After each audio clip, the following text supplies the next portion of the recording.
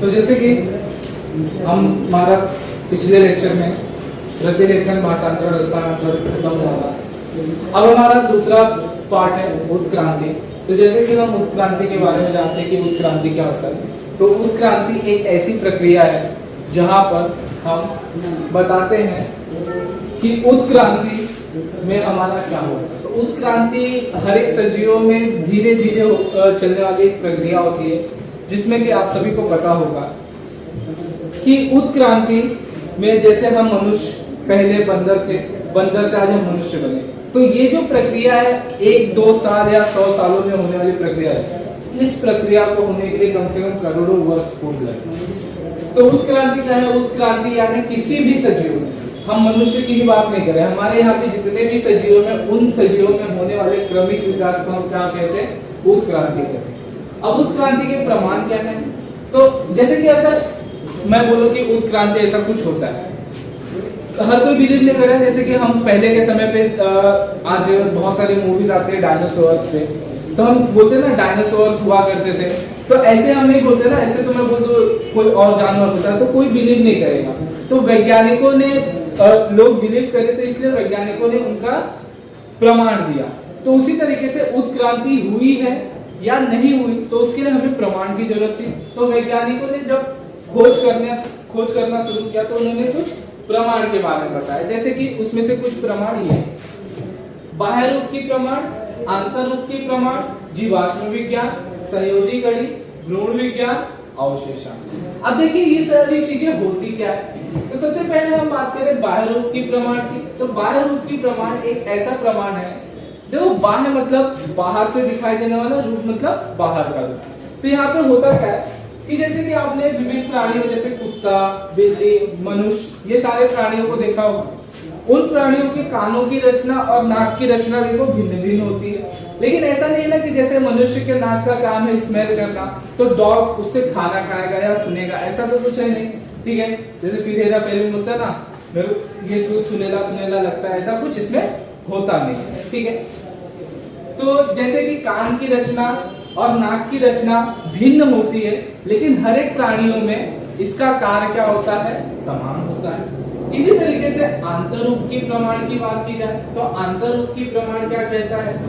आंतर मतलब अंदर की रचना। जैसे कि हम ये हाथ की बात करें, तो ये हमारा हाथ 3 हड्डियों में विभाजित होता है। ठीक है, उसी तरीके से मनुष्य के हाथ की बात की जाए, बैल के पैर की बात की जाए, व्हेल मछली के पर की बात की जाए, ऐसे और भी कुछ उदाहरण है, तो उनकी बात की जाए तो उनके शरीर के अंदर की हड्डियों की रचना समान होती है। लेकिन जैसे मनुष्य का हाथ है तो लिखने के लिए, भारी सामान उठाने के लिए काम में आते हैं, उसी तरह से व्हेल का जो पर होता है वो तैरने के लिए काम में आते हैं, और बैल का पैर चलने के लिए काम में आता है। लेकिन सभी की बनावट अंदर से क्या है? समान है। इसे कहा जाता है आंतर रूप की प्रमाण।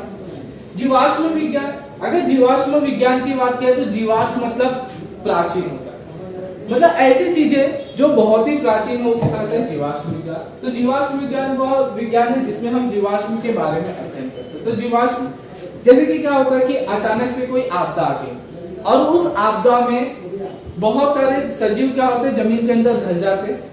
जब जमीन के अंदर धस जाते तो उनका आकार बन जाता है। जैसे कि आप लोगों ने एक उदाहरण देखा होगा अपने प्रतिदिन लाइफ में, जैसे कि चिकनी मिट्टी लो, उस चिकनी मिट्टी के ऊपर मैं ये मार्कर रखता हूँ, उसके बाद इस मार्कर को हटाता हूँ।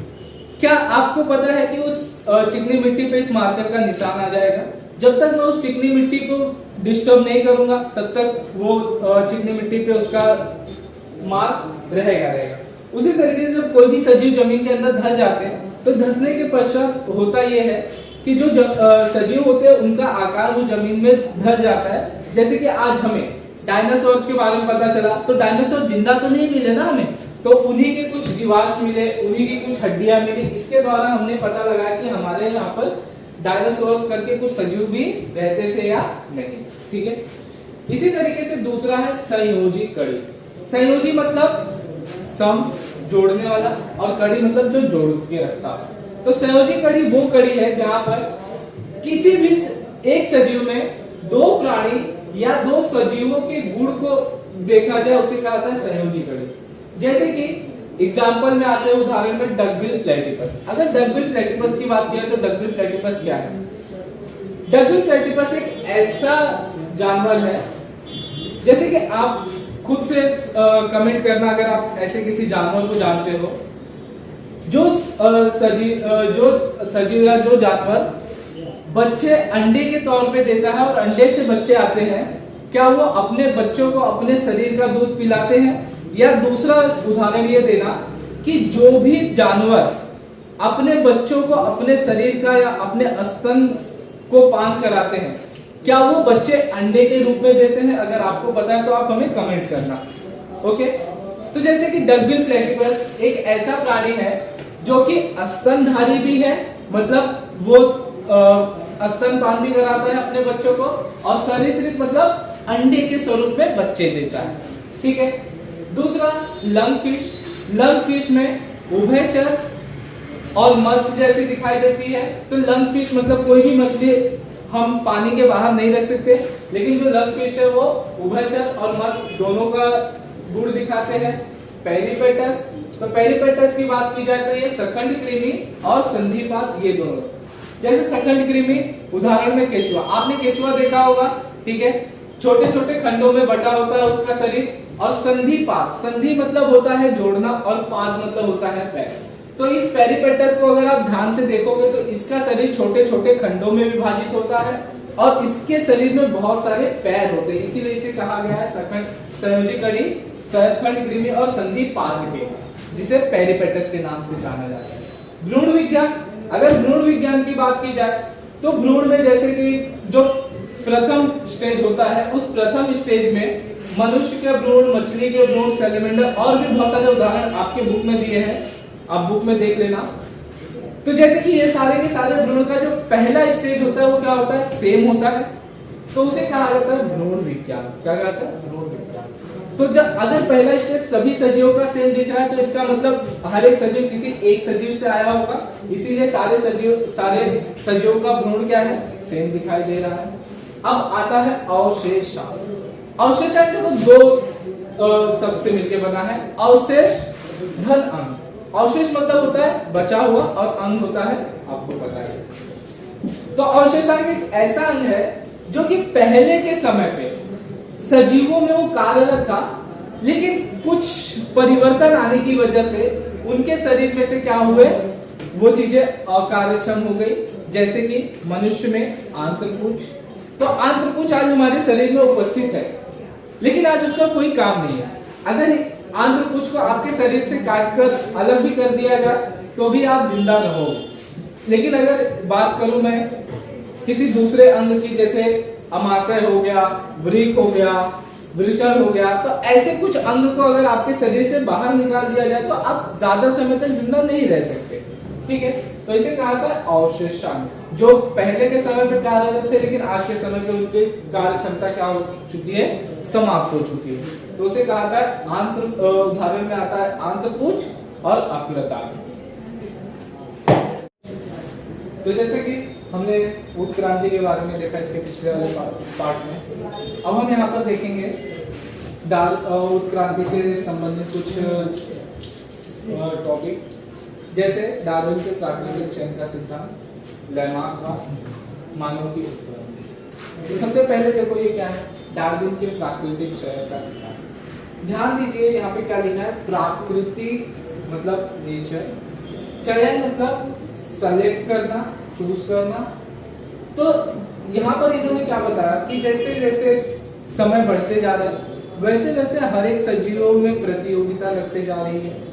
तो इन्होंने ये बताया कि जिस तरीके से यहाँ पर जो सजीव रहते हैं उनके बीच में जो प्रतियोगिता है, जो इस प्रतियोगिता में आगे होगा वो अपने आप को प्रकृति में बनाए रखेगा या प्रकृति उसका चयन करेगी, और जो इस प्रतियोगिता से में नहीं बना रहेगा प्रकृति उसको निकाल देगी, मतलब मृत्यु हो जाएगी, वो समाप्त हो जाएगा। जैसे डायनासोर्स की एग्जांपल्स उदाहरण के साथ हम लोग बात करते हैं। जैसे कि डायनासोर्स का जो आकार था वो बहुत बड़ा था, उनको खाने के लिए ज्यादा चीजें चाहिए थी।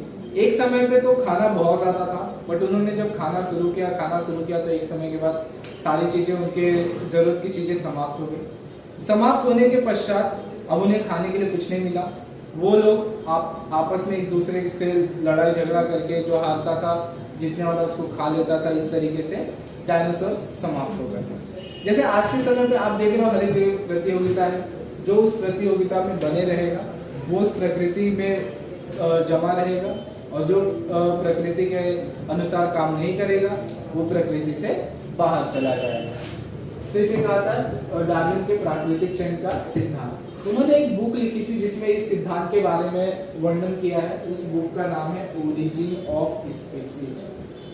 दूसरा आता है लेमार्क। लेमार्क ने बोला था अंगों का उपयोग या अनुप्रयोग। इन्होंने क्या बताया कि जो भी सजीव अपने अंग का उपयोग नहीं करता वो अंग उस सजीव में से समाप्त हो जाती है।